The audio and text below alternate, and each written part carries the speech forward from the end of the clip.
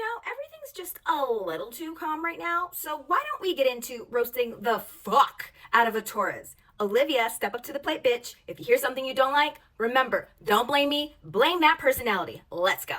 Okay, girl, you have a Taurus Sun, a Taurus Venus, a Taurus Jupiter, and a Taurus Saturn? You stubborn little bitch. Like, you the type of person that likes the same thing over and over and over again. Like, you probably have a favorite restaurant, a favorite book, a favorite chair, favorite socks. And you're slow with it. Like, you ain't rushing to shit unless it's a buffet line. And like, you're built for luxury, but you run like a old iPhone with 2% battery. And you have a Sagittarius moon. Thoughts and prayers for the people you go out with.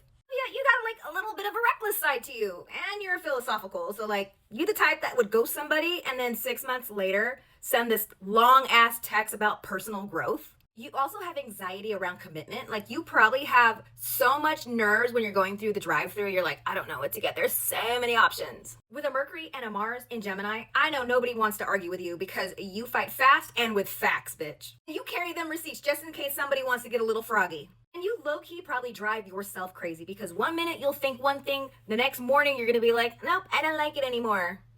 Pluto in Sagittarius, bitch, you're dramatic. Dramatic as fuck.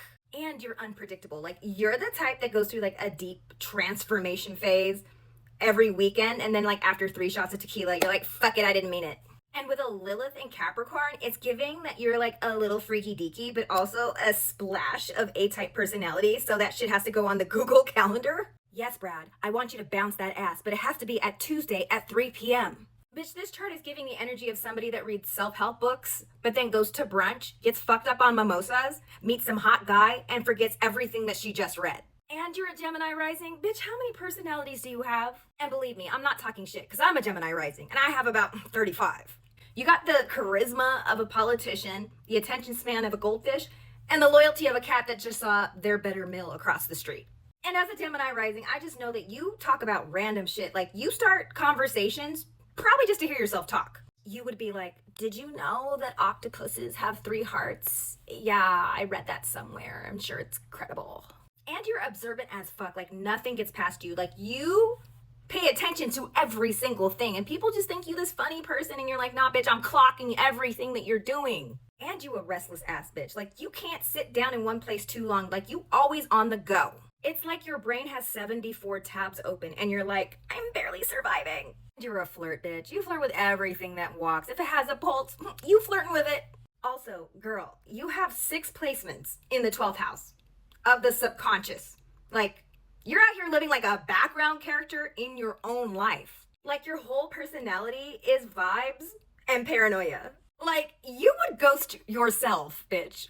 I want to be a fly on your wall like at 3 a.m. because I know you're having some deep ass revelations, but then by the time you wake up, all you remember is that you cried about a damn fish. Girl, with that many placements in the 12th house, you are walking around life like you're in an escape room with no clues. Like, you don't have problems, you have energetic hauntings. Like, people will ask you what's wrong with you, and like, you honestly don't know, but you know that you feel like everything is crumbling around you. 6 placements in the 12th house, bitch. You ain't in this world, you just visiting. Now let's get into some of the specific aspects that make you the crazy person that you are. With a sun conjunct your Venus, bitch, you're out here acting like everything's okay, like kind of like in a Delulu land, hoping that your problems disappear, but they never do. And with this placement, it makes you hella bougie, girl. Like, you dress everywhere like you on a first date. Even if you're wearing sweats, they're designer, and so are the slides, bitch. With a conjunction between your sun and your Saturn, bitch, I know you just stress yourself out and everybody around you. It's giving A-type personality. It's giving I pay my bills on time. It's giving I have a 5-year plan, even to pick a Netflix show.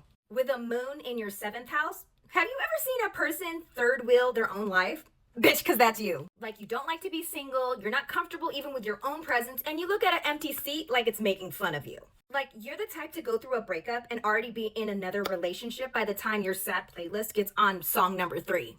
But it's not because you're needy, it's because you're strategic. And every time you meet somebody new, you're like, this could be the one. Spoiler, it's not! Also, back to the bougie thing, you ain't dating no brokies. Like, your boo cannot be a bum. They have to be at your level or higher.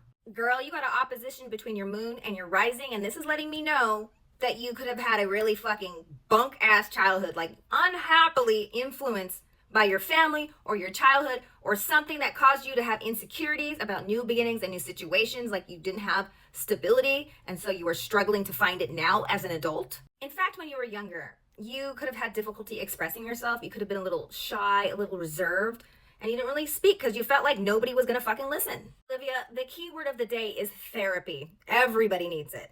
You got an opposition between your Mercury and your Pluto that lets me know that you often fear the worst imaginable outcome for every single thing. Like you're just like, something bad is going to happen. I can smell it in the air.